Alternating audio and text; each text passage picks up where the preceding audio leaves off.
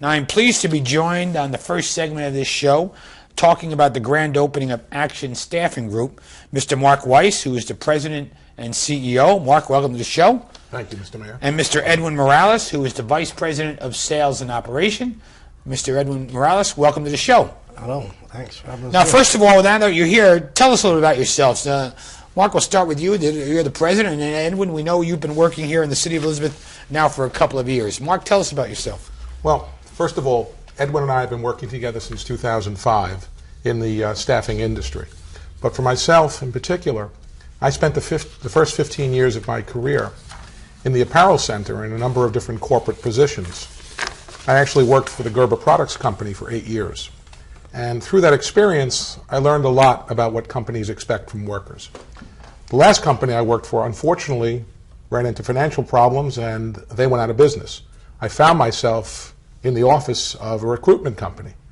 And halfway through the interview, the person hired me on the spot, and that's how I got involved with the staffing industry.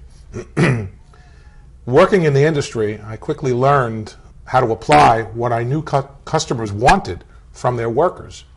And I actually learned how to find the workers that would fit the task by understanding what the needs were of the company. Realizing very quickly that there was a tremendous responsibility on me to prepare the candidate for work and to find the best candidate for that job. As I entered into the business, I worked for 2 companies, one of which was Geneva Staffing Company, and then I worked for America Works. I learned very quickly the sensitivities of the workforce and understanding the population at hand that I'm dealing with.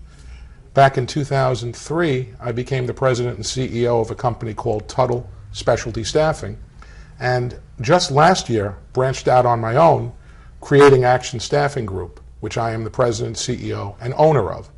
And by my side, as I said earlier, since 2005, has been Edwin Morales, resident of Elizabeth, knows the population, knows the surrounding areas very well, and we've made a dynamic team serving the needs of the community and the customers.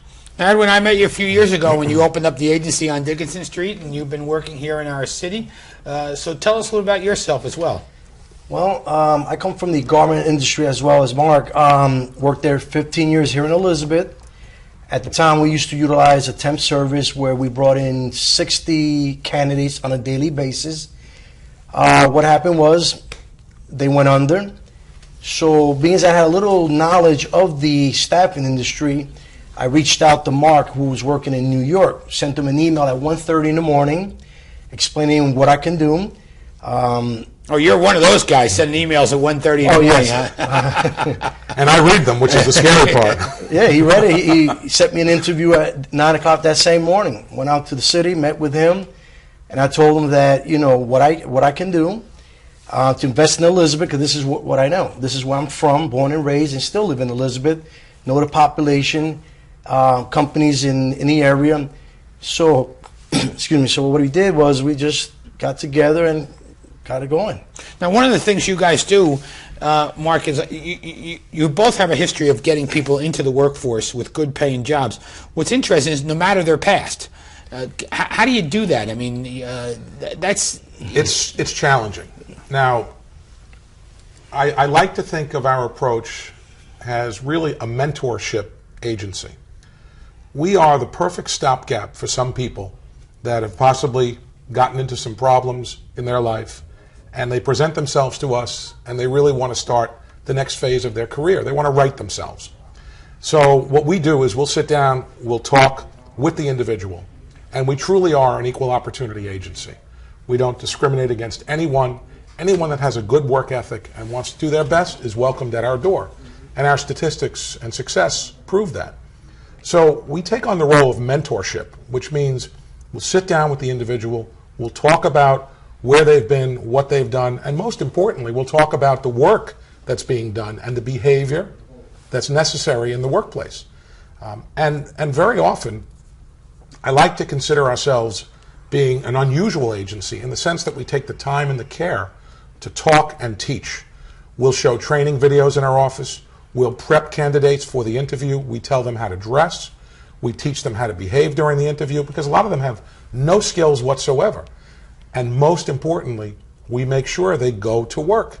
Now we have a transportation network that Edwin runs for me so that we make sure that we can transport people safely and compliantly to the work site, and then we pick them up.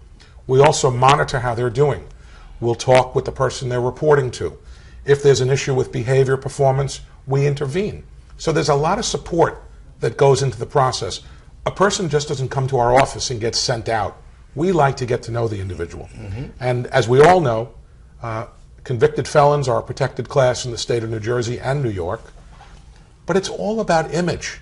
And corporate customers want to know that they can feel comfortable, that they're not going to run into any problems. And I'm all about giving people a chance, but it's all about education. It's all about controlling circumstances for a positive effect. Now, when Mark mentioned the transportation network that you have and the vans that you have, you told me before the show started that's one of the ways you can get a lot of people to work in different areas and as well as expand. Absolutely. We have contracts with companies outside of Elizabeth, Union County, where there's a need. So what we do, some of these counties don't have sufficient funds at the moment, transportation. So what we do is they meet us at the office. We load them up on the vans. We take them to work, get them there on time. At the end of the day, we come back and pick them up. That works out fine. And it allows people now to go a little further out to find employment. And if people aren't there on time, they miss their ride? They miss their ride. Some companies will be like, there's a replacement on standby, bring them. Depending on, what the arrangements we have with the client. But that's the good thing about it. They know they have to be here because if they don't show up, the replacement is right on standby. It works out fine. So for every job that's out there, you probably have a replacement. There's somebody waiting, right? Oh, absolutely. Yeah. But it's challenging in the sense that people often say to us, well, given the job market the way it is, you probably have the easiest job in America finding people. It's actually much more difficult because everybody's out there competing for a job. So you get a lot of person with no skills, jack of all trades, master of none. And along with entry-level positions, we also do a lot of skilled labor, which has certain requirements of experience, education, and finding folks is very challenging. Now, one of the things the state legislature started doing this month, they had hearings on banning the box, the check box where, all the applications in New Jersey have you been convicted. You know what I mean by ban the box. Yeah, it's been done in Chicago and been done in Illinois and some other states. Do you think that'll happen here in New Jersey? Whether it does or it doesn't, I honestly don't know. But whether it does or doesn't, that's only part of the challenge. The true challenge is dealing with your customers, okay, who appropriately, legally, will do background checks. They'll ask us to do background checks. And then you find out that someone has something in their record years ago. The customers that are more liberal and lenient on their policies and give people a chance to come back into the workforce and be productive are the companies that we really enjoy working with. And we try and educate our customers all the time. Regardless of what box gets checked off, Mr. Mayor, the issue is, will we have an opportunity to employ these people working on a performance-based job at one of our client companies, or will they be excluded from the process? So you talked about the challenges. Edwin, what are some of the rewards? Knowing that someone who had their door shut down wherever they applied, they can count on us. And like he said, we always work with the client, teach them where they're looking at the candidate by his performance versus his past. And we prep them before they go out there. And we always tell them, your work speaks, your attitude and your work performance speaks for you. That's all you got to do. And I'll tell you, 9 out of 10, it works out.